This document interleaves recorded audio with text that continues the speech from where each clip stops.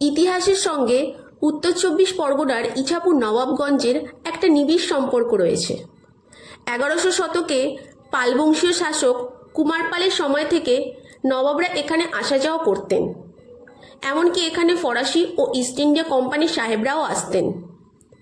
এই অঞ্চলটির পূর্ব নাম ছিল বাকিবাজার। পরবর্তীতে নবাবদের আগমনের ফলেই এটি একটি গঞ্জে পরিণত হয় এবং যার থেকে নতুন নামকরণ হয় নবাবগঞ্জ। যদিও এখানে মুসলিম শাসক ও খ্রিস্টান সাহেবরা এসেছেন, কিন্তু এখানে কোনো ধর্মান্তরের ইতিহাস নেই। এই অঞ্চলে মূলত নিম্নবর্গীয় মানুষদের বসবাস ছিল, যেমন কৈবর্ত, জেলে, শাখারি, কৃষক এদেরই বাসস্থান। এখানকার নদীঘাটে কোনোদিনও সতীদাহ হয়নি, কারণ এটাই যে নিম্নবর্গীয় মানুষদের মধ্যে সতীদাহ প্রথার প্রচলন ছিল না।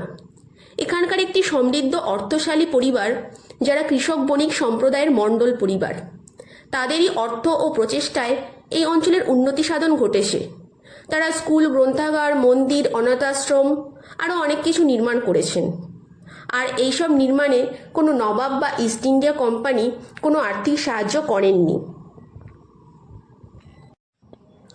1313 বঙ্গাব্দে অর্থাৎ ইংরেজি 1907 খ্রিস্টাব্দে এই মণ্ডল পরিবারের একজন অন্যতম সদস্য গদাধর মণ্ডল ভাগীরথীর তীরে এই শখের সুন্দর বাড়িটি তৈরি করেছিলেন। এটিকে মণ্ডল ভবন বা পরিবারীও বলা হয়।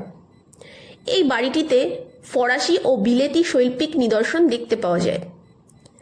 এই বাড়িটির ওপরের চূড়ায় রয়েছে পরীর মূর্তি, আর নিচে রয়েছে একটি ফোয়ারা।